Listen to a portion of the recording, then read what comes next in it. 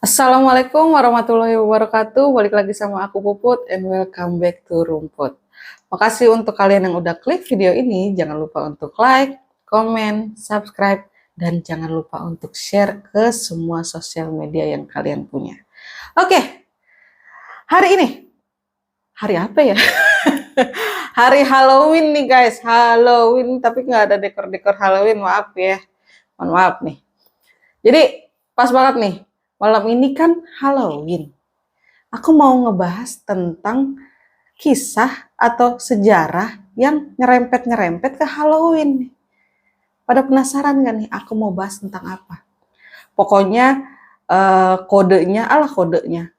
Iya, kodenya itu tentang sebuah aliran sesat. Oke, daripada makin penasaran lagi kalian nih, pasti kan udah penasaran kan? Daripada aku banyak omong lagi, langsung aja kita masuk ke pembahasan.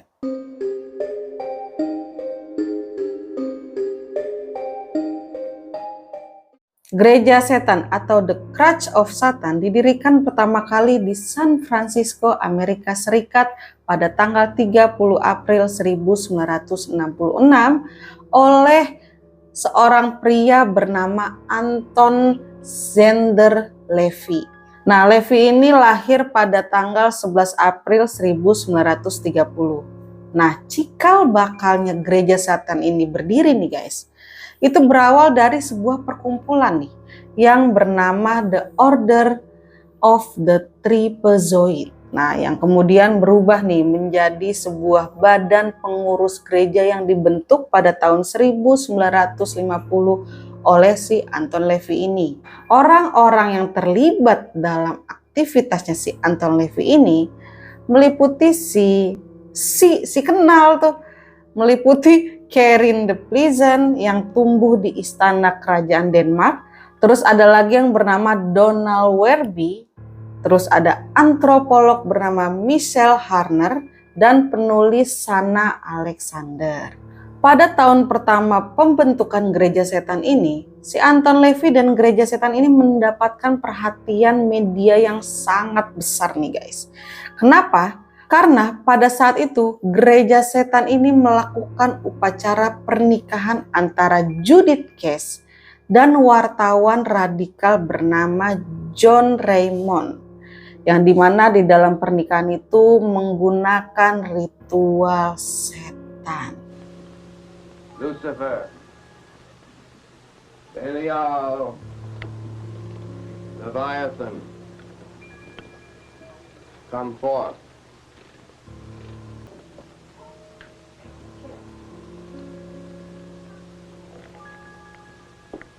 Your vows being made by intent, by the power of Satan, are now confer the possession of each other upon you.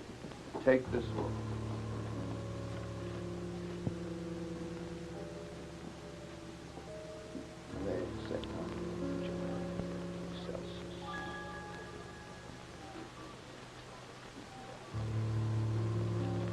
Dan ternyata nggak hanya acara pernikahan aja nih yang dibuat sama gereja setan ini.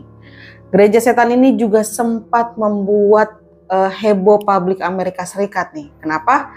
Karena saat itu mereka membuat upacara pemakaman salah satu anggota gereja setan yang bernama Edward Olsen. Yang ternyata dia ini merupakan salah satu perwira angkatan laut. Nama Anton Levy dan gereja setan ini juga disebut-sebut di dalam beberapa buku. Ternyata nggak hanya di buku aja nih. Si Anton Levy dan gereja setan ini juga muncul di sebuah majalah. Nggak majalah aja, di surat kabar juga muncul. Itu sekitar tahun 1960-an sampai 1970-an.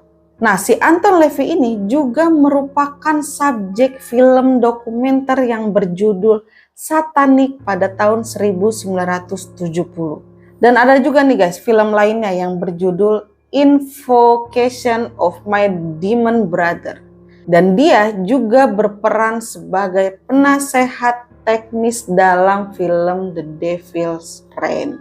Pada tahun 1975, Anton Levy ini mulai muak nih karena banyaknya anggota yang ia anggap menggunakan gereja setan ini untuk menarik popularitas. Hingga akhirnya dia menciptakan kontroversial di dalam gereja setan itu sendiri dengan menghilangkan sistem Grotto dan mengeluarkan orang-orang yang dia anggap ini menggunakan gereja setan ini demi prestasi di dunia luar. Pada saat yang sama, Anton LaVey ini lebih selektif nih guys, menerima sebuah wawancara. Jadi seakan-akan lebih tertutup nih. Nah, hal itu membuat rumor bahwa gereja setan ini telah bubar, telah hilang, dan si Anton LaVey ini dianggap sudah meninggal dunia. Dan sekitar pada tahun 1980-an, para aktivis jemaat Kristen mencoba membongkar gereja setan melalui media massa nih guys. Yang disinyalir, gereja setan ini melakukan ritual peribadatan dengan cara yang ekstrim. Bagaimana ekstrimnya? Nih, aku kasih tahu ya. Yang pertama, ada ritual yang bernama Praise and Worship. Yang dimana ritual ini gereja setan itu menghujat Yesus di setiap peribadatannya nih guys. Sambil diiringi dengan musik metal. Nah, setelah selesai dengan ritual Praise and Worship itu, masuk nih ke dalam sesi yang kedua. Sesi ritual yang kedua yang bernama pembacaan firman. Yang membedakan gereja Tuhan dengan gereja setan ini adalah dari kitabnya. Kalau gereja Tuhan memakai Holy Belly atau kita bisa sebut aja sebagai Alkitab ya. Tetapi gereja setan ini memakai Satanic Bible guys. Nah, Satanic Bible ini adalah kebalikannya dari Alkitab itu. Dan ada juga ritual prinsip doa Bapa Kami yang dalam Satanic Bible ini yang disembah itu bukan Yesus. Coba tebak siapa? Pasti kalian udah tahu. Iblis dari semua iblis. Ya, benar. Si Lucifer. Setelah ritual kedua, ada nih ritual ketiga nih guys. Yang dinamakan sebagai penjamuan kudus. Kalau di gereja setan agak ekstrim nih ya. Mereka ini diberikan minuman berupa sirup berwarna merah, tapi dari bayi. Dan makanannya kalau di gereja yang bener nih ya, itu kan dikasihnya roti atau biskuit gitu setahu aku ya. Tapi kalau di sini dikasihnya bayi tersebut gitu guys. Dan bayi yang dijadikan tumbal itu bukan bayi yang lahir dengan normal, tapi bayi yang bisa disebut bayi hasil. Dan yang keempat nih guys adalah ritual santap kasih bersama. Dalam ritual ini seluruh anggota gereja setan akan melakukan hubungan bebas, dan dalam sesi ini mereka juga diberikan untuk seluruh anggota gereja setan secara free atau cuma-cuma. Nah, tapi guys, ada nih beberapa anggota gereja setan seperti Peter Hagilmore, terus Peggy Nadramia, terus masih banyak lagi nih. Mereka itu yang aktif nih di media massa. Mereka bilang tuh ritual-ritual yang dibilang sama aktivis itu tuh nggak benar. Semua tuduhannya itu bohong. Dan kejadian itu dijadikan sebuah peristiwa nih guys. Dan peristiwa ini kemudian dikenal sebagai The Satanic Panic. Dan puncaknya ketika FBI menerbitkan sebuah laporan bahwa teori konspirasi itu tidak benar adanya. Walaupun salah satu anggota gereja setan itu membantah nih guys dengan adanya ritual-ritual yang tadi aku sebutin, tapi katanya setelah ritual itu tuh setiap yang bergabung di dalam gereja tersebut, tapi nggak semuanya, cuman beberapa aja yang bisa disebut VVIP nih, mereka akan mengadakan sebuah meeting. Nah, kenapa hal itu dilakukan? Karena mereka ini mempunyai program kerja tertentu.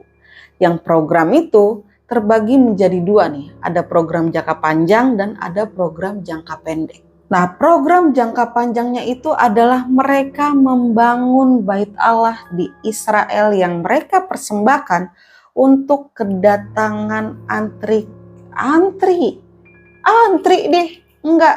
antikristus nih guys, di zaman akhir nanti. Atau bisa kita sebut mereka membuat bait Allah itu untuk kedatangannya Dajjal. Tadi kan jangka panjang, sekarang ada nih jangka pendeknya. Jadi jangka pendeknya gereja setan itu, mereka akan merekrut atau mencari anggota baru dari kalangan anak-anak muda guys. Kenapa mereka mencari anak-anak muda nih? Karena menurut mereka anak-anak muda itu gampang dihasut gitu, gampang diajak, ya disuruh ini, diomongin begini, percaya aja begitu, nggak punya pendirian begitu mah, kalau kata dia mah. Nah, pada tahun 1980-an sampai 1990-an nih guys, gereja setan ini dan para anggotanya mulai nih aktif memproduksi sebuah film, nggak sebuah, banyak film, banyak musik, dan majalah-majalah yang berhubungan dengan satanisme, yang dimana mereka mempromosikan media yang mereka buat melalui website resmi gereja setan. Kalian bisa cari tuh di Mbah Google, bisa kalian cari. Tapi kalau setahu aku websitenya tuh dilarang di Indonesia. Kalian kalau mau masuk itu harus pakai VPN guys. Tapi jangan deh, jangan coba-coba, jangan. Ntar lu tiba-tiba gabung lagi nih, jangan, dosa. Oke, lanjut ya. Nah, pada tahun 1997 si Anton LaVey ini meninggal dunia guys. Dan akhirnya posisinya itu digantikanlah oleh istrinya yang bernama Blanche Barton. Nah, si Barton ini tetap nih guys terlibat dalam aktivitas gereja ini, tapi pada tahun 2001 dia menyerahkan nih posisinya kepada Peter H. Gilmore dan Peggy Nadramia. Lalu kantor pusat gereja setan ini pindah nih dari San Francisco pindah ke New York City. Dan pasti kalian bertanya-tanya nih ya guys ya, gimana cara kerjanya gereja setan itu untuk merekrut anggota baru untuk dijadikan persembahan kepada si raja iblis itu, si setan itu. Nah, jadi guys, mereka ini akan datang nih ke tempat-tempat rame, kayak ke mall gitu, terus ke pertoko-pertokoan, ke toko-toko, terus ke tempat-tempat hiburan kayak gitu, pokoknya yang rame-rame dah gitu guys. Kalau misalkan nih mereka ini udah menentukan targetnya gitu, menentukan wah ini nih target gue gitu, mereka biasanya bakalan ngedeketin, terus ngajak ngobrol, tapi mereka itu akan menatap mata korbannya itu bener-bener udah mata ke mata gitu, nggak ngelihat kemana-mana, tuh kayak seakan-akan korbannya itu dihipnotis gitu guys. Dan ternyata ada cara lain juga guys, nggak cuma menatap aja nih, ada cara lagi nih. Jadi mereka itu akan mencari targetnya dengan cara berjabat tangan. Jadi mereka samperin kan tuh, terus diajak nih jabat tangan gitu. Dan ternyata nih si orang ini nih itu tuh dia pakai cincin yang berbentuk pentagram tapi runcing guys. Jadi seakan-akan pas dia salaman gini, dia ngebuat luka tuh, sengaja ngebuat luka, seret gitu. Nah darahnya tuh nempel kan ke cincinnya. Nah darah yang nempel di cincinnya itu dipakai mereka untuk mengontrol korbannya itu dari jarak jauh guys. Kalau di Indonesia mah kayak santet gitu ya. Ya kayak santet, kayak pelet, kayak gitu dah. Nah bagi mereka yang sukses nih mencari jiwa baru, mencari korban baru nih, biasanya mereka akan mendapatkan sebuah imbalan guys. Imbalannya itu sebuah uang sebesar 300 sampai 500 ribu rupiah. Tapi kalau dia nggak bisa ngedapetin jiwa baru atau korban baru, dia sendiri yang akan menerima sebuah hukuman berat nih guys. Apa hukumannya? Mereka akan mendapatkan hukuman mati. Nah, kebanyakan guys, korbannya itu adalah seorang wanita. Karena menurut gereja setan, korban wanita itu lebih mahal dibanding korban laki-laki. Kenapa? Karena mereka akan menjual kegadisan si wanita tersebut dan diserahkan ke raja mereka. Siapa lagi? Ya, mereka akan memberikan kegadisan korbannya itu ke Lucifer. Nah, dalam gereja setan ini ternyata punya struktur organisasi nih guys. Nih, strukturnya itu tuh tingkatan pertama nih. Itu adalah Lucifer yang bisa disebut sebagai rajanya si iblis, raja iblis. Nah, tingkatan kedua ada Rosa atau Liberia. Di tingkatan ini terdiri dari 13 wanita nih guys, dan disebut juga sebagai Sister of the Light. Nah, yang terendah ada nih guys, namanya Mochua. Struktur ini bertugas untuk melemahkan iman jemaat atau mereka tuh menguras energi para hamba Tuhan. Nah, ternyata guys, semua kelompok ini, struktur ini nih, itu nggak berwujud. Mereka itu berbentuk roh, arwah gitu. Dan Prince of Michelle ini disebut-sebut sebagai pimpinan gereja setan di Manado. Dan juga mereka ini termasuk roh ya, bukan manusia. Mereka ini roh, arwah gitu.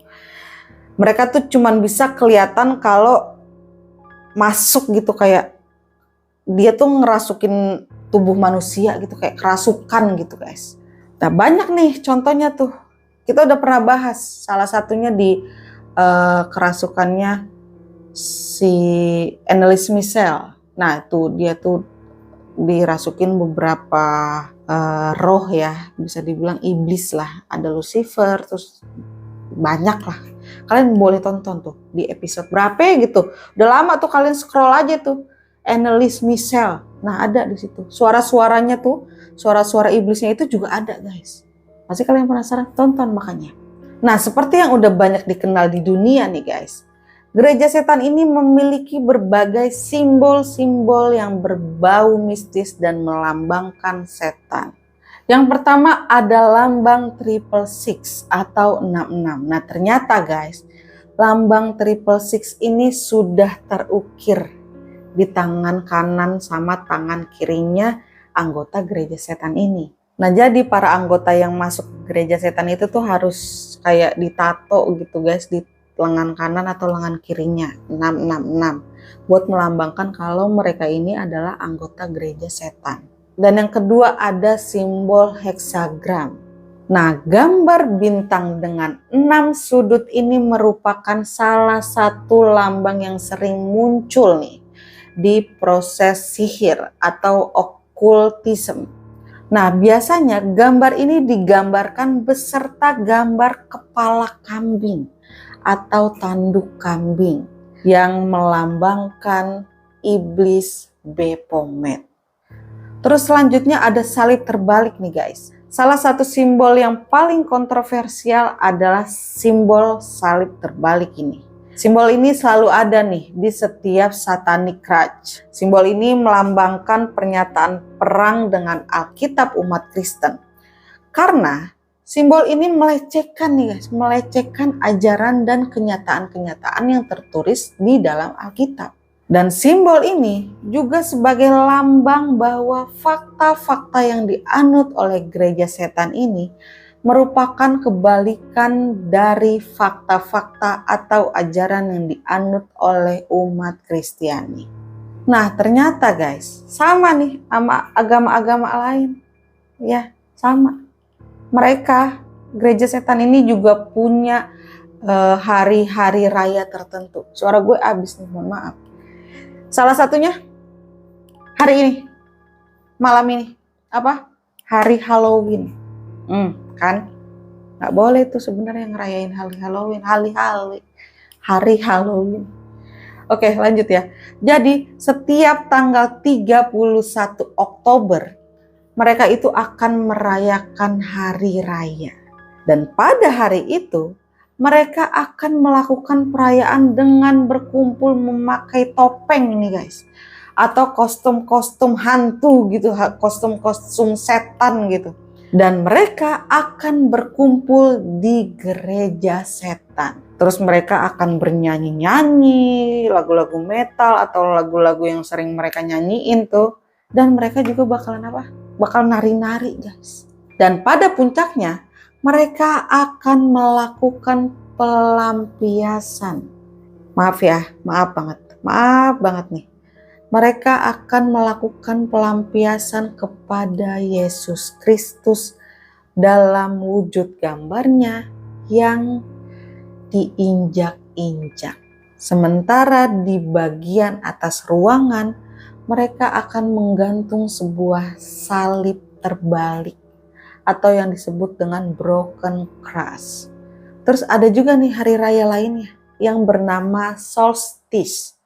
Hari raya ini mereka akan rayakan di bulan Desember, seminggu sebelum hari raya Natal. Dan pada tanggal 24 Desember malamnya, Lucifer akan meminta korban. Sehingga dengan begitu umat Kristiani akan mengalami hari duka. Jadi pas hari Natal tuh ada yang diambil gitu nyawanya sama si Lucifer. Jadi bukannya mereka, kalau kita makan Idul Fitri ya, bukannya mereka ngumpul gitu, silaturahmi, senang-senang gitu kan, ngumpul sama keluarga, ini malah jadi keluarganya ada yang meninggal salah satu, jadi ya bukannya senang-senang malah berduka guys. Oke, kita lanjut nih hari raya berikutnya. Ada yang namanya Equinox. Di hari raya ini mereka akan merayakan pada tanggal 13 Maret nih guys. Dan ternyata hari raya itu hanya dikhususkan untuk 13 wanita aja. Yang diberi nama yang tadi aku udah sebutin, Sister of the Light. Dan ternyata Sister of the Light ini adalah sebutan untuk para wanita yang sudah dijadikan istrinya si Lucifer guys. Oke, itu dia guys. Kisah sejarah tentang gereja setan atau The Church of Satan. Pas cocok sama malam ini karena hari raya mereka adalah Halloween. Dan buat kalian, jangan ngerayain Halloween deh ya. Jangan dah, udah. Aku cuma mau ngingetin nih buat kalian guys. Sesuai dengan yang sudah tertulis di dalam kitab suci kita ya. Nggak kita juga, kitab suci yang lain juga sudah tertulis. Salah satu tanda kiamat adalah munculnya berbagai macam nabi palsu atau agama palsu juga muncul nih guys. Dan sekarang tuh ya udah muncul kan. Contohnya tuh agama-agama sesat. Yang di Indonesia juga udah pernah kan agama sesat muncul, terus belum lama juga kan pernah di videoin tuh yang malam-malam mereka sholat tapi sholatnya cepet-cepet tuh kan kayak gitu. Tuh ada yang bilang itu ajaran sesat, ada yang bilang bukan juga gitu kan. Tapi ya kalau kita lihat aneh, kayak ajaran sesat gitu kan. Ya yang kita cuma bisa lakuin cumannya banyak banget nih. Yang bisa kita lakuin ya cuman banyakin amal aja deh. Banyakin ibadah, mempertebal iman biar kita nggak kejerumus sama ajaran-ajaran sesat yang udah muncul sekarang. Bener gak? Bener. Oke, sebelum kita mengakhiri videonya, aku cuman minta sama kalian nih, cuman minta aja waktu yang baru datang buat subscribe, terus kalian like, terus kalian komen di kolom komentar nih di bawah. Terus sepi banget kolom komentar, kagak ada isinya. Permanen gue isi sendiri nih biar rame. Terus jangan lupa buat kalian share ke sosial media yang kalian kalian punya. Terus share tuh kalau punya temen di samping nih, weh rumput nih, subscribe dong gitu. Sini, subscribe nih rumput nih. Walaupun masih rada blibet-blibet ngomongnya, capek saya guys hari ini. Oke, segitu aja pembahasan malam ini guys. Aku Puput, pamit undur diri. Semoga kita bisa bertemu kembali. Assalamualaikum warahmatullahi wabarakatuh.